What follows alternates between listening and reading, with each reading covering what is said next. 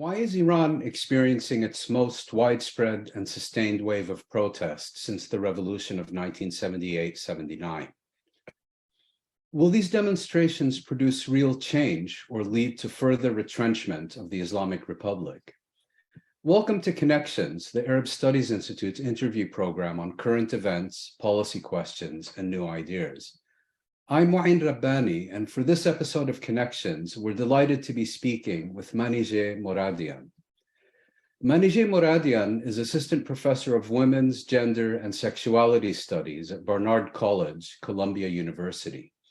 Her book, The Flame Within, Iranian Revolutionaries in the United States, is forthcoming from Duke University Press next month. Her essays and articles have appeared in numerous journals. Moradian is a founding member of the Raha Iranian Feminist Collective and a member of the editorial board of the Jadaliyya.com Iran page. Manijeh Moradian, it's a pleasure to welcome you to Connections. Thank you so much for having me. I'm delighted to be here today. Thank you. Demonstrations erupted in Iran last month after the killing of a young woman, Mahsa Amini, by Iran's self-styled morality police after her arrest on the pretext of violating the Islamic Republic's dress code. Can you begin by sketching for us what has actually happened within Iran in recent weeks? To what extent have the protests expanded in terms of geographical scope and political ambition? Where do things currently stand in Iran? Yes, so the protests began in Saqqez, the Amini's hometown in the Kurdish region of Iran. And this is really important because this is where the slogan Zan Jian Azadi, or Women, Life, Freedom, comes from. It has a long history as part of the PKK Kurdish liberation movement, which of course has had an explicitly feminist political orientation for at least the last decade. So protests began there among Amini's family and, the people in her town, and spread from there across to other parts of Iranian Kurdistan. Of course, protests erupted in the capital, Tehran. But what was incredible was that in just a matter of days, the protests spread to every province in the entire country. Every city, even many small towns, have had regular protests. We even saw protests in Qom, the center of, Shiite seminaries and power base of the clergy. Not only did the protests spread geographically, they crossed ethnic lines. As I'm sure many of your listeners know, the Kurdish population in Iran is marginalized, it's oppressed, it is legally and culturally oppressed. And there have been, 43 years of Kurds organizing to try to have the right, for example, to teach their own language in their schools. And the Iranian government has always been able to sort of claim that the Kurdish movement is a separatist movement, it's threatening the integrity of the nation, and to kind of convince the rest of Iran not to identify with or support the rights of this ethnic minority. That's breaking down. Those divisions, that kind of government line on the Kurds is all being re-examined and called into question. We see Baluchis, we see Azeris, we see people from all the different ethnic groups protesting. We see that these protests are not limited to one particular class. We have many examples of working class and middle class people coming out together. We see religiously devout people. Some of the most iconic images of this protest movement have been, of course, of women burning their hijabs. And I know we're going to talk more about that. But if you look at the pictures, you also see that many of the people chanting and protesting are also wearing hijab, and so there really isn't a rigid division between those who are devout and those who are secular. Instead, we see tremendous unity. We see the protests have been led by women, especially young women. And there's been a lot of talk about this in the media because Iran's population is overwhelmingly very young. We see teenage girls, women in their 20s, really at the forefront. And of course, the significant involvement of men, right? Unity across gender lines as well.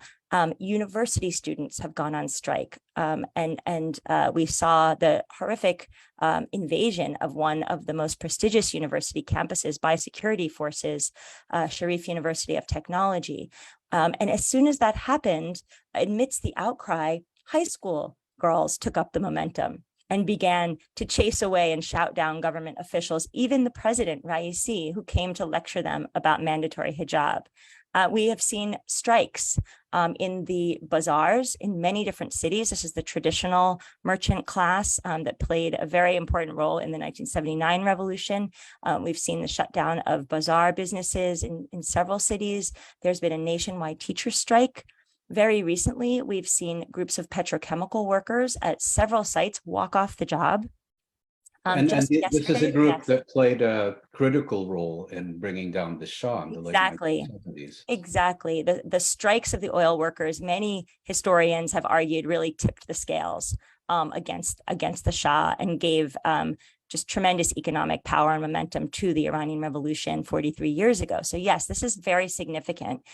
We've seen artists, musicians, athletes, filmmakers, journalists openly protest. A group of lawyers just staged a peaceful rally outside the Bar Association in Tehran just yesterday, and they were tear gassed. We've even seen some clerics sign statements condemning the violent repression of the protests and even arguing that to support the current government is un-Islamic. So, if I can just interrupt you, this sounds a lot more widespread than waves of protest we've seen in Iran, whether in 2009, after the re-election of Ahmadinejad, or more recent strikes and demonstrations in various parts of the country. I think that's absolutely correct. Yes. And don't forget, in 2009 as well, the demands were for basic democratic rights. You know, they were, we can say, reformist demands. They were that the movement began because of a fraudulent election. And so the main chant was, give me back my vote, you know, and the demand for the votes to be counted, for the election to be fair. Even that, of course, was too threatening for the government, which placed all of the reformist politicians under house arrest, where they have remained this entire time. And so that's really significant that many of the efforts for reform have been exhausted, have hit dead ends. And I know we're going to talk more about some of those dynamics, but I just want to end by saying that these protests, of course, began as a rejection of the patriarchal state violence against women around the issue of compulsory hijab, right? And that has been at the center of these protests, but it has also become a lightning rod for all the other grievances that people have against the government. Well, as you just said, these demonstrations began as a protest against the repression of women in Iran, but they've also expanded into a broader campaign against the government's socioeconomic policies and growing inequality within the country, its repressive practices, and even calls to overthrow the government and depose its leaders. I guess my next question is that none of these issues animating Iran's protests and demonstrators are particularly new. So how would you explain their eruption at this particular time? Well, first, let me say that so yes, these issues are not new, but I think what is new is that the issue of compulsory hijab is at the center. And the reason this is so significant is because compulsory hijab is part of the structural kind of edifice of the Islamic Republic. It's one of its ideological pillars.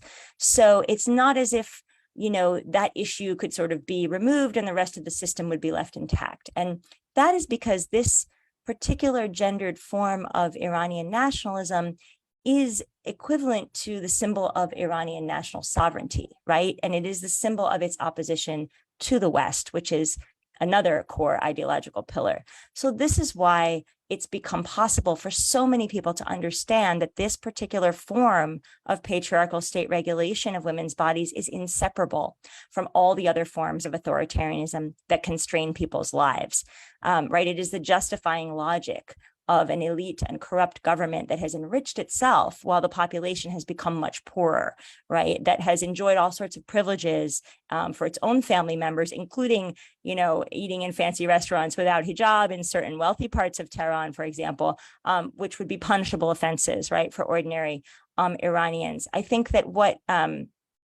is also new about this movement is the feminist character.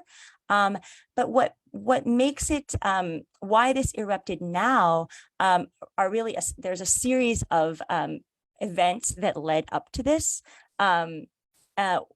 First and foremost, I would say what we were just talking about, that the reformist options have been exhausted. They have hit dead ends. And sorry, yes. Can you explain a bit further what you mean Yes. by reformist options? Yes. Having hit a dead end, and also what that means in terms of alternatives. Yes. So there have been many efforts to change aspects of the Iranian system, and they have not all been unsuccessful. There have been efforts, for example, to desegregate the soccer stadiums, and at a time they were. Right. But then that gender segregation got reimposed. There have been efforts to work through Parliament, right, to change some of the discriminatory laws against women, to elect women to Parliament who supported changing some of those laws. There was a campaign called the 1 Million Signatures campaign that began in 2006 that was an open public women's movement to gather 1 million signatures in favor of overturning 10 laws that discriminated against women. There have been efforts of women lawyers to fight in the court system to defend women's rights and also rights of dissidents more broadly. There have been, of course, elections, and elections in Iran, they're not free. They've never been completely free and open, but the extent to which a range of candidates has been allowed has varied widely. So, of course, we did have the election of the reformist president Khatami in the late 1990s, which was significant, right? There was a loosening of some of the restrictions. There was more support for culture and art. There was more engagement globally, and this had a real impact on people. And then the experience, though, was that instead of that developing, right, and things continuing in that direction, there was a lurch to the right with the election of Ahmadinejad. And so people experienced some greater freedoms then being taken away all over again. And then with the re-election of Ahmadinejad, when there was such a strong movement in support of reformist candidates, in particular Mousavi, who was, of course, a regime insider, but at that time represented, a less conservative wing of the establishment, right? And people really rallied around him when the feeling was that, that the votes could not properly have been counted. They announced the elections incredibly quickly, and nobody believed in them, right? There was no faith in the integrity of that process. That was a breaking point. And that's when we saw a mass movement, really the size of those crowds in 2009, we hadn't seen anything like that since the 1979 revolution itself. And yet, remember, those were not demonstrations to overthrow the government. They were just to have fair elections. And they were met with such brutal repression, tremendous violence, huge amounts of arrests, so many young people banned from college, forced to leave the country, really lives destroyed, just for fighting for fair elections. So, that was, I think, a turning point where after that, many, many people no longer had any faith that things could improve within the system as it exists. And we're focusing very much on, those opposed either to government policies or to the system as a whole. Does the government also still retain a significant popular base in terms of people who believe that in one form or another, that the Iranian government has basically got it right and should continue along its current path? I think absolutely they do have a loyal base of support. And a lot of this is ideological, absolutely, generational, right? The younger generation is much it does not have the same ideological attachments to the revolution, right? Or a feeling of guilt or self-sacrifice, right? So some of it's generational, it's ideological. It also, the fact is that, there are tens of thousands of people who are employed, by the government, and including many of its organizations and agencies, right? So their livelihood, their material interests, like the whole orientation of their lives is bound up with support for this government. So yes, of course there is that. But I do think that, I do think it's a minority of the population. And I think that it's not, I can't generalize what everybody's thinking, but I don't know that it's monolithic either. We have heard some reports, even among some sections of security forces, where people are beginning to question, why am I being sent out to shoot and beat up, unarmed young people, not that different from myself? Is it worth it? What is this government offering us? What kind of life can we have? What kind of future can we have? And beginning to question their orders. So I think it's not necessarily an unbreakable monolith, but we'll have to see how things, of course, unfold. Yeah. And so we've had these very widespread demonstrations that you've been describing, and that many people are characterizing in one way or another as an uprising.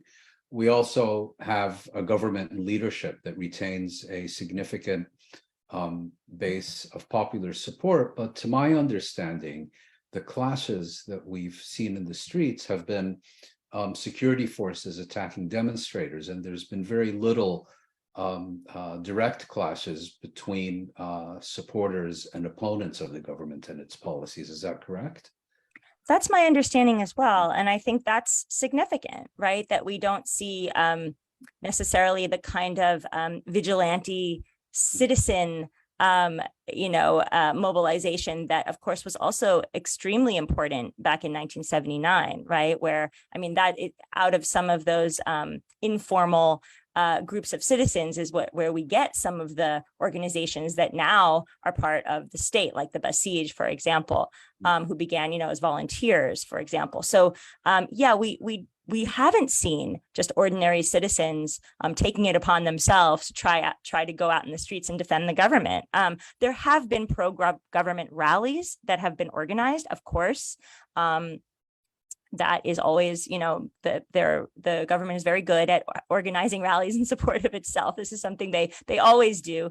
But you're right, we haven't seen ordinary citizens going out to get into those kinds of confrontations with, unarmed, protesters. So I think that is a significant point. Unfortunately, what we have seen is tremendous state repression.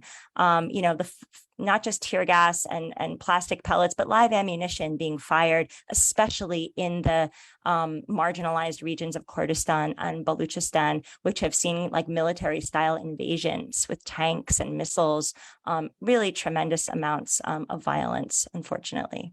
And it's also suggested that if these protests continue and intensify, we could also start seeing that kind of repression and violence in Iran's main urban centers. And in other words, that it could still get much worse, bad as it already is. Absolutely, it could. It's impossible to predict. I can only hope that many of those young people in uniform may be able to identify more with their counterparts in the streets demanding freedom than with the people giving the orders. But of course, that remains to be seen. And to your understanding, are these protests and demonstrations ongoing and expanding both in terms of scope and ambition, or are they stagnating? Is a government being successful in reimposing its authority over the main urban centers and other regions, contested regions within Iran? Where do things currently stand according to your understanding?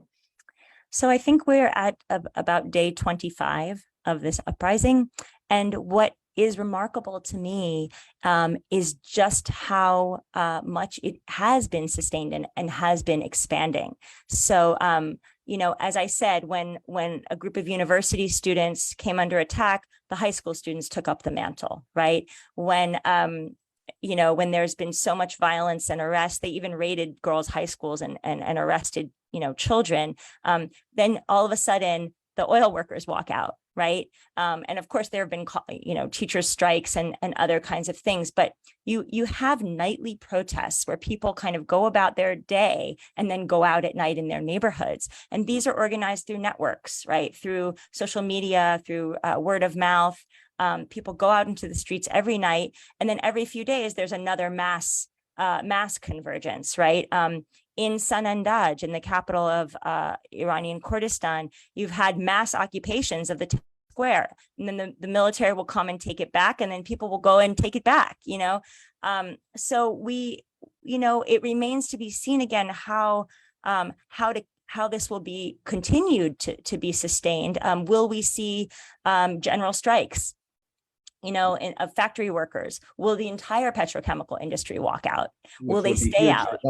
Yeah. So these are the things that would, I think, give this, even deeper and long-lasting impact that would would impact the economy eventually, and really make things, the status quo completely unreachable. But I think what I want to say though is that we can't predict all of that, but what we do know is that the people have made themselves ungovernable. Their red lines have been crossed. Women are walking around without hijab. We're seeing the images, come out on social media. A woman posts a picture of herself and her friend eating breakfast in a working class eatery in southern Tehran without hijab, and you can see men sitting there eating, completely ignoring them, like it's suddenly normal, right? Now, unfortunately, that woman who took that photograph is now in prison, right? So, people have crossed all of the lines they were not supposed to cross. They have rejected this government, its control over their lives and bodies and futures. And that's what I don't know how they're going to put that back, how you put that back into the bottle, right? I mean, once that fearlessness, that sense of power, that defiance, that determination has been unleashed, when people really feel that it's worth risking their lives because the future as it stands is unlivable, how do you contain that? How do you put that back? How do you brush that away? I don't think it's really that easy to do. Well, on a related note, this is also being described as a leaderless wave of protests, a leaderless uprising, if you will.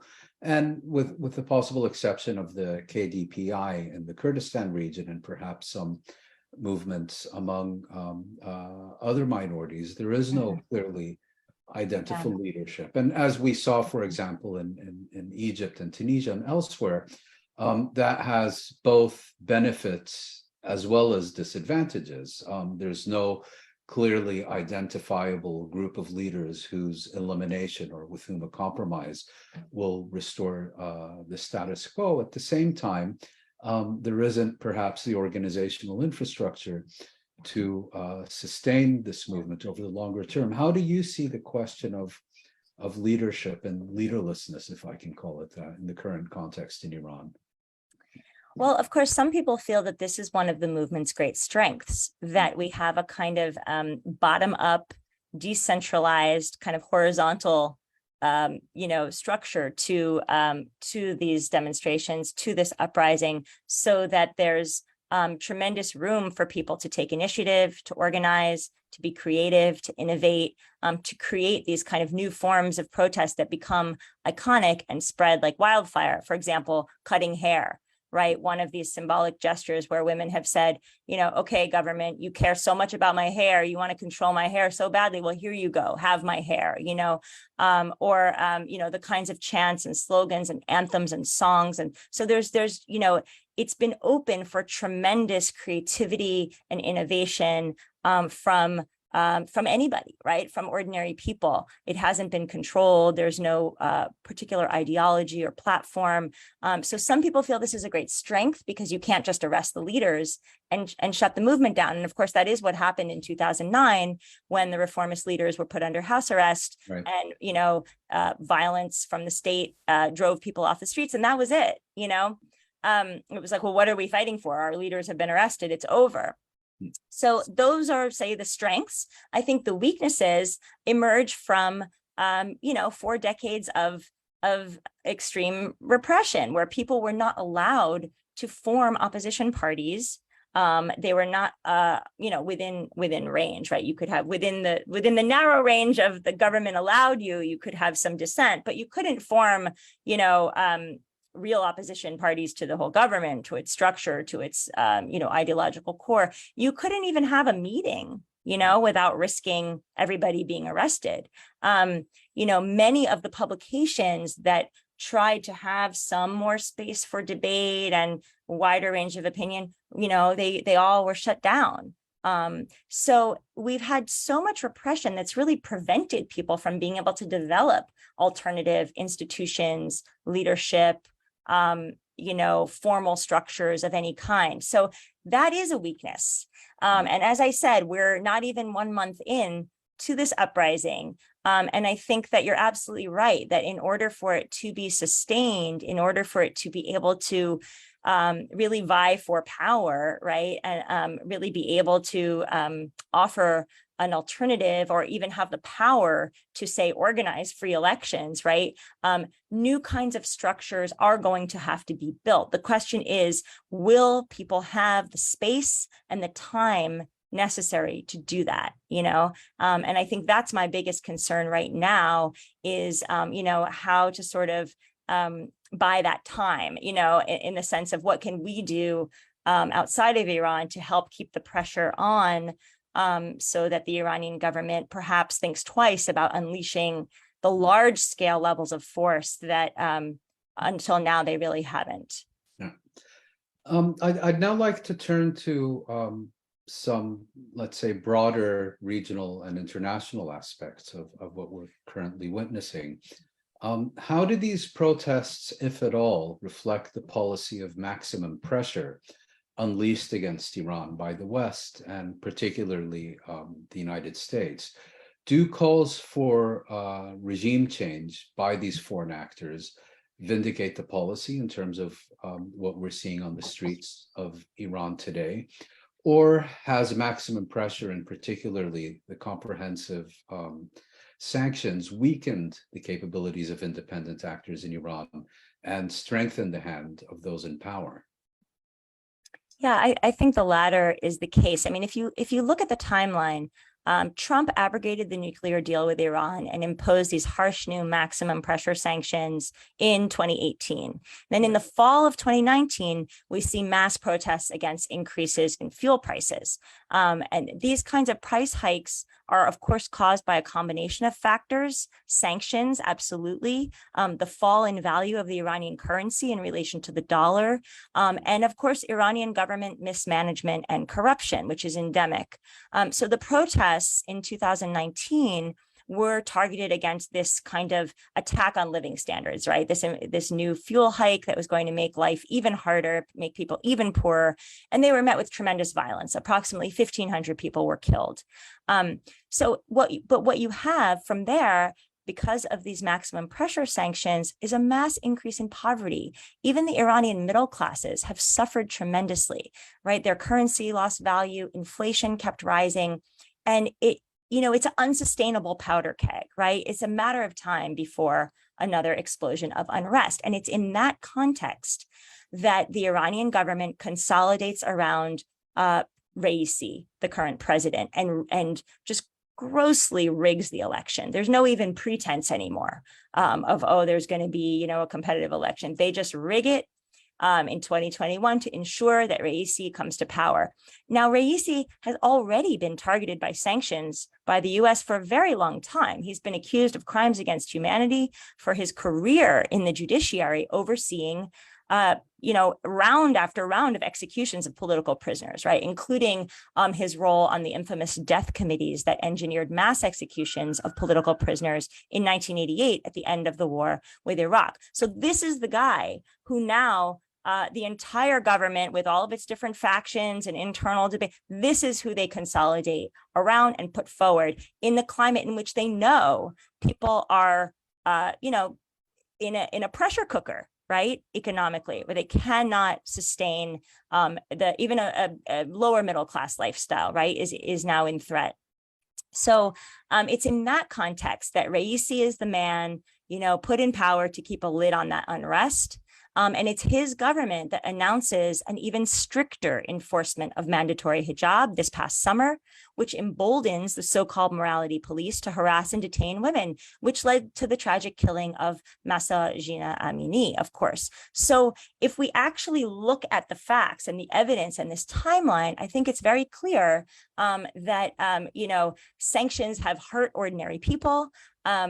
And I think that, barring them from access to international banking, I mean, imagine you can't have a credit card. You can't, I can't send money to my family. People can't buy anything, in a regular international, global economy. Iranians have been in a pariah status, right, where they can't get visas, they can't travel. People can't afford anymore to send their children to study abroad, right, for example, for the middle classes. But beyond that, access to life-saving medicines and medical devices made abroad has become, beyond scarce, right? Astronomical in terms of price, and on and on and on. So I think you don't have to be, you don't have to choose between either being pro-sanctions, either you're pro-sanctions or you're pro-Islamic Republic. I think that's a false dichotomy, right? And I think a lot of people understandably are so desperate to do something, to get rid of this oppressive dictatorship, right? That they may end up, supporting sanctions out of that kind of hope and desperation. But there have been sanctions for 43 years, right? And that government has never been in danger of falling as a result.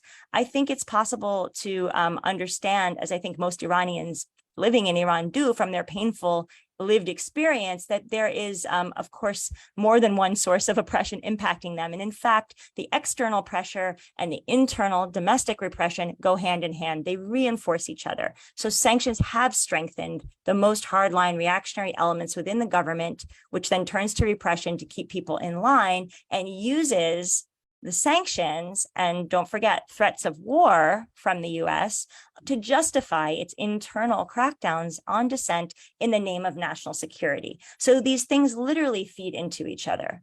I mean, all the points you've raised notwithstanding, how would you respond to, let's say, a John Bolton or Mike Pompeo, who would say, well, just watch the news. This is exactly what I told you would happen. We've been vindicated. Yeah, and I think that is why we have to be really careful about calling for regime change. I'm just picking up on part of the question that you had asked, because I think what we have to do is step back and say, what does regime change mean? Because you hear some Iranians using that term in English, and I beg Iranians not to use that term in English, to refer to the legitimate demands of the Iranian people to change their government. Regime change, exactly. Regime change is a term from the lexicon of U.S. neocons, who you just, Bolton and Pompeo being among them, who waged brutal wars in Afghanistan and Iraq and who have threatened Iran with war for decades. So regime change is the language of 21st century US imperialism and refers to a foreign government intervening to change the government of another country. And I don't believe that this is what protesters in Iran are talking about at all when they demand an end to the Islamic Republic. So what I would say back to Bolton and Pompeo is that you have cynically manipulated the discourse of human rights and democracy and freedom, while simultaneously immiserating and collectively punishing tens of millions of ordinary Iranians. We have to reframe this conversation in terms of self-determination of Iranians to choose their own government, free from state violence, free from rigged elections, free from censorship, and also free from outside intervention. That's a tall order. Yes. Well, this is a massively precarious and risky situation, but I feel that Iranians are showing through their bodies, putting their bodies on the line every day, that they want to be free. They want to reclaim the concept of revolution away from government propaganda. And they want to have a different path that is not foreign domination and that is neither a theocratic dictatorship. They are rejecting both of these things. Just briefly on the role of other states in the region that can be counted among Iran's traditional adversaries. I'm thinking Yes. of Israel, Yes. Saudi Arabia, perhaps to a lesser extent Turkey.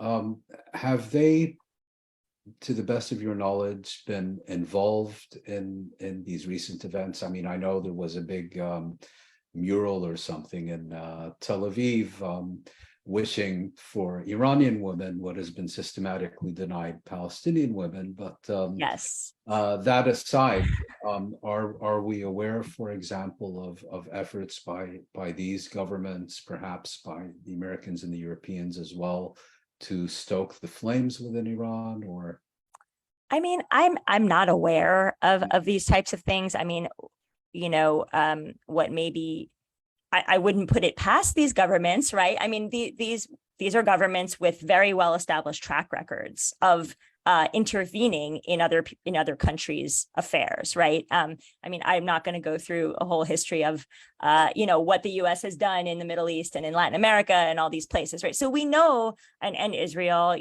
we know they are capable of these things. We know they try to do these things, but I think at this point, what has to be centered here is that the protests happening on the ground are a reaction to the conditions of life inside Iran, right? Mm-hmm. People don't need any foreign governments to sort of stoke anything, right? People have legitimate grievances, right, that come from their experience of daily life, of being, of carrying tremendous fear around with them all the time because of the level of repression that can come down at you at any time. And this is what is driving this incredible feminist revolution. This is what is bringing people out into the streets. And I think we have to be really careful. I mean, it's a good question to talk about how, foreign powers who definitely have interests, right? We can imagine them sort of swarming around thinking, oh, how can I manipulate this to my advantage? And yet the trouble with that discourse is that is the discourse of the Islamic Republic, right? Mm-hmm. So we have to be really careful because that is exactly the language that government officials use to try to discredit the movement, is to say these are all foreign agents. This is all, foreign inspired and therefore sure. illegitimate. Well, let's look at this from a slightly different angle. Mm-hmm. As you mentioned previously, there's been these ongoing negotiations now to seek a resumption of American participation mm-hmm. in the Iranian mm-hmm. nuclear agreement.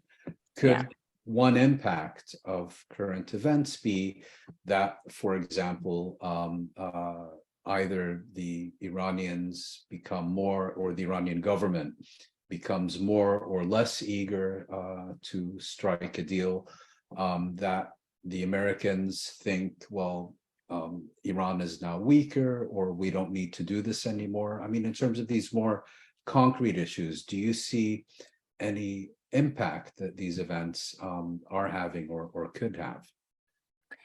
I mean, I would imagine that the Iranian government would be very eager to negotiate this deal, right? And to secure some kind of sanctions relief and to sort of have something to show for themselves. On the other hand, they may feel that this is not a time to engage at all. Because it would show weakness. Exactly. So I think right now, I mean, the U.S. government has been issuing targeted sanctions, new rounds of sanctions against particular state officials because of the violence, right? And I think it's a very it's a very dangerous moment, right, for people on the ground in Iran, right? And I think, unfortunately, when the U.S. government, which has been waging war on Iran's borders, has been sanctioning Iran for so long, tries to sort of offer solidarity in the form of more sanctions, it's something that we have to question. How effective is that going to be? But also, how is that going to play into the hands of the Islamic Republic, right? Which wants to, again, discredit the protests as foreign inspired. So I think where I've tried to put more of my attention is on sort of some of the debates and disagreements among Iranians themselves about, well, what do they want? What do the people want in terms of this deal? Yeah. On that subject, we've spoken about Iranians inside Iran. We've just spoken a bit about foreign governments. There's another important constituency here, which is the Iranian diaspora. What role is it? Diverse as this diaspora undoubtedly is. What role, if any, has it been playing in these events? And has it, in your view, been a constructive one? The Iranian diaspora has mobilized solidarity all over the world. There have been thousands of people rallying and protesting at these sort of like global day of solidarity actions.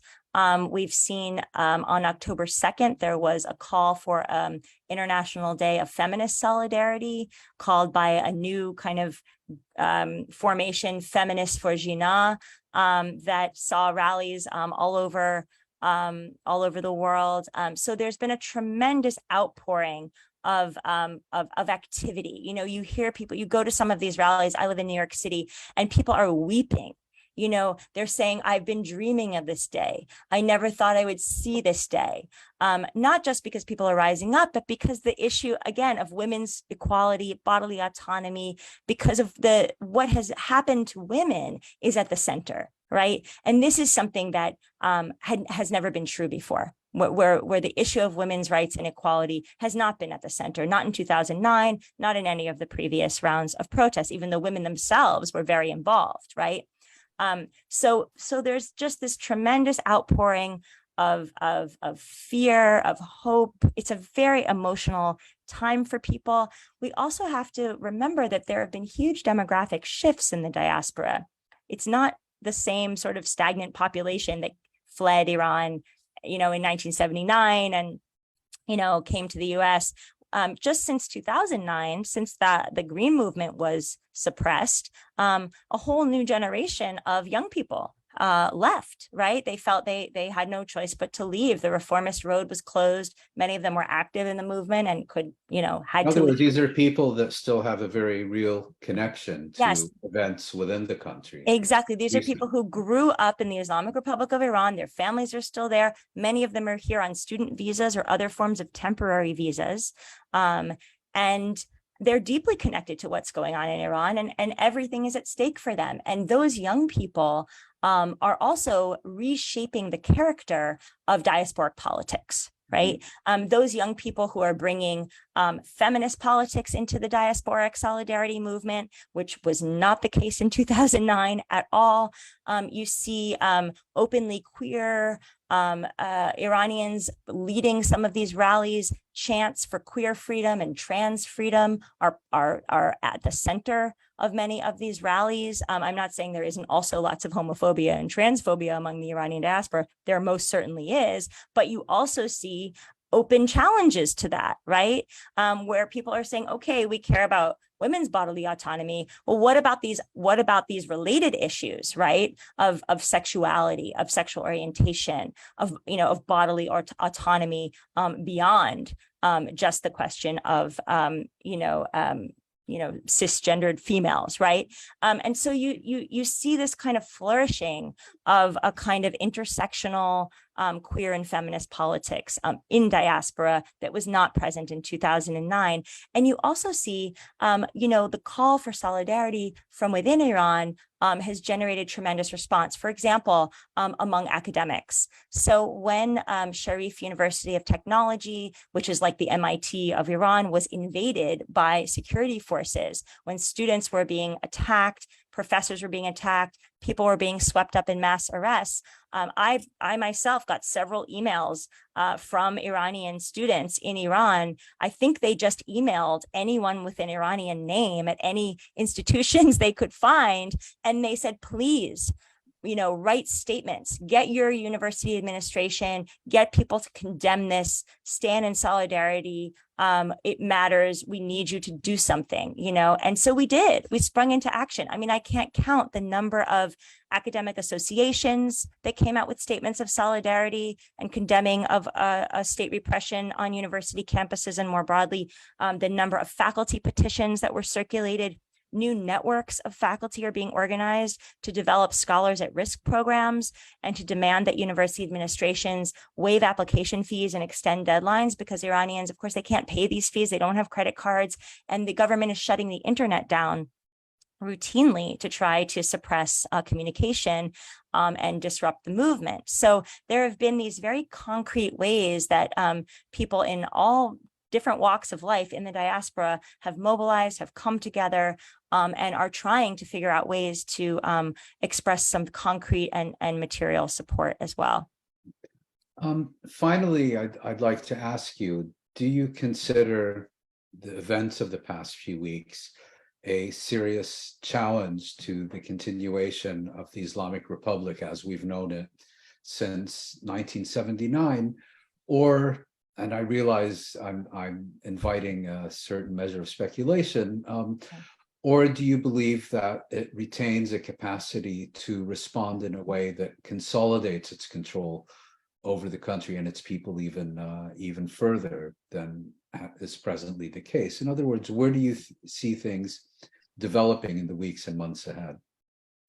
Well, this popular uprising, it has a revolutionary demand, right? It is against this form of government, right?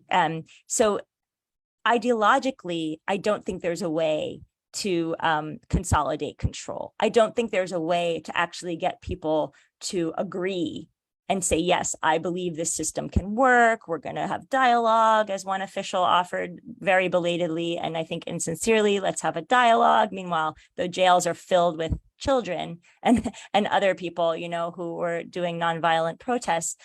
So, I don't think it's possible to kind of win hearts and minds, to use another unfortunate phrase from the lexicon of U.S. empire. But I don't think it's possible to win, any kind of real support back. I think all they have is violence, right? That's all they have. I don't even want to think about the level of violence that I think would be necessary to quell this insurgency. It's really just too horrific to imagine, because the demand for a different kind of government, a new system, is so widespread. I mean, as I said, it crosses class lines, ethnic lines, gender lines, the lines of religious versus secular. I mean, it is so widespread that there is absolute disillusionment, profound disillusionment with this grand experiment of an Islamic Republic. People don't want it anymore. So you can't force people to want it. Do you know what I mean? And I think because actually, as we know, struggle changes consciousness, right? Struggle changes people. And so for so many people, they've had this experience of shaking off fear, as I said, of breaking the law, taking off their headscarves, disobeying authority, shouting down officials, refusing to go along with business as usual. I shudder to think at the levels of violence that would be necessary to try to get all those people to agree to go back to the way that things were, right? So we don't know what's going to happen, but I think it's any kind of real ideological consolidation is not possible. Yeah. Manijeh Moradian, thank you very much for sharing your insights with Connections. It's been a real pleasure speaking with you. Well, thank you very much for having me. It's been a pleasure.